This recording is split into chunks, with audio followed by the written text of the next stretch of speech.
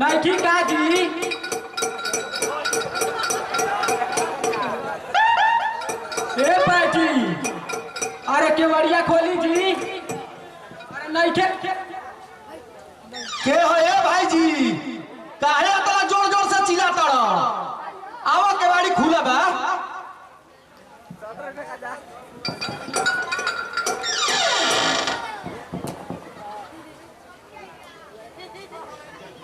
बाजी ए बाजी रउआ से हमारा एगो जरूरी काम बा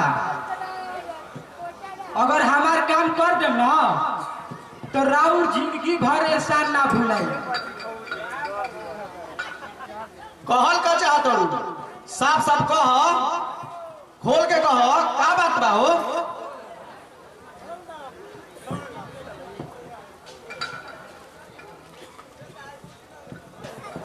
रउआ ई बताई कि केहू से कहम ना ये बचिया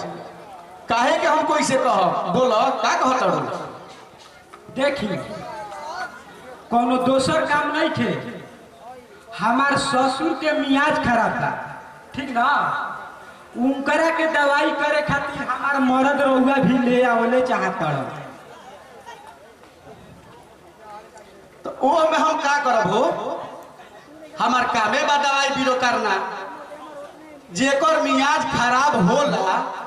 ओकरा के ठीक होगे तो हमार कामे बा हम ठीक करब तबे ना 2 रुपया कोई दी तो हमार बाल बच्चा के भोजन चली ओकरे हम रोजी रोटी खातनी एमे कौन बड़ा बात बा हो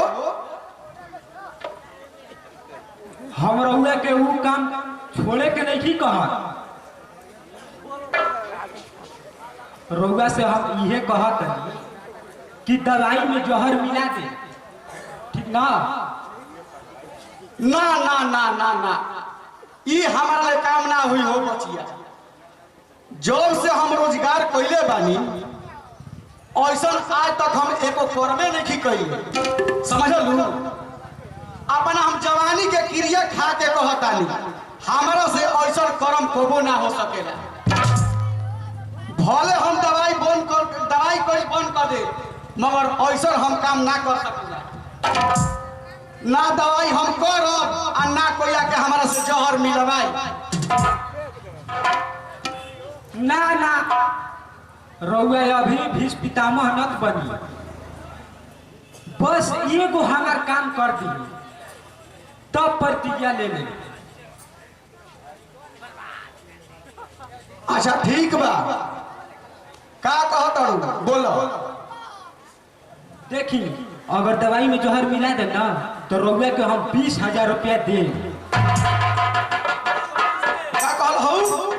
20,000 हाँ 20,000 रुपया दे अच्छा तो ठीक बा तू पहले हमारा के पैसा दे दो कौन ठीक बा दवाई कइला के बाद में ऐसा काम में कोई पैसा देबो ना करला ठीक ना ए से पहले हमारा के पैसा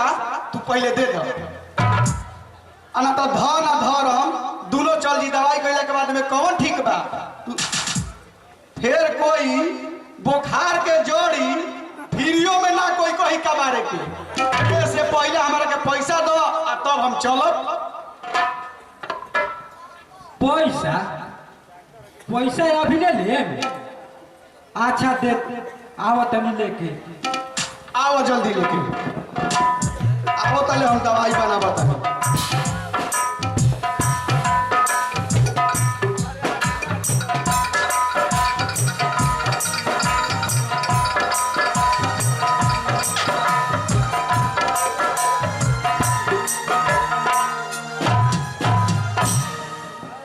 हनी हाईली धारी है जल्दी से धारी जल्दी धारी पकड़ गिना ना तो ऐसे ही रख जाता नहीं हम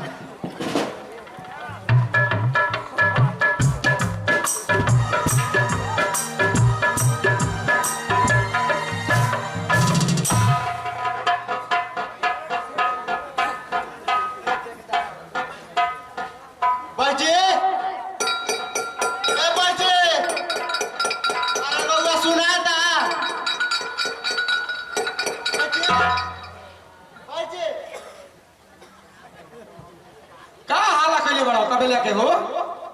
का बात बा बोलो तोहरा पर कौन भी पता गोल कितना मार चिल्ला तड़ा अरे हम कबे से पुकारत बानी आ रउआ बुझाता था सुनाते नहीं के आ खसी के जान जाए आ खवैया के सवादे नहीं के बुझात वैसा ही राउ खिसाबा ना है बबुआ हम कम सुने वाला दवाई खाई ना जान लो अगर दवाई कम सुने वाला ना खाई तो समझ लो कि जेकरा के दवाई करी ना वो हमारे के गरी आवेला यही से हम सोची ना कि कम खाए वाला दवाई खाई तो हम कम सुनब कोई के बात सुनब और ना हमारा के कोई गरी आई अब वही में जानते बड़ा कि कबे से दवाई बनावे में हम व्यस्त बानी तो तोहार बबुआ हम आवाज ना सुन रहे आ ठाक ठुक कबे ले करत करत जानते बड़ा कि आवाज ओकर हमरा तारा बोली से ज्यादा ओकर आवाज बा ज्यादा बहस मत करे जल्दी से हमारा घरे चली हमारे बाबूजी के ज्यादा मियाज खराब बा अगर उनका कुछ हो जाए ना तो हम यही सर पटक पटक के जान दे दे और राउत पूजमान बन जाए ना ये बबुआ ऐसा मत करो ऐसे कि हमारा देखो पूजा पाठ ना करे हमें जान लो जब रउरा पूजा पाठ कइबे ना करी ना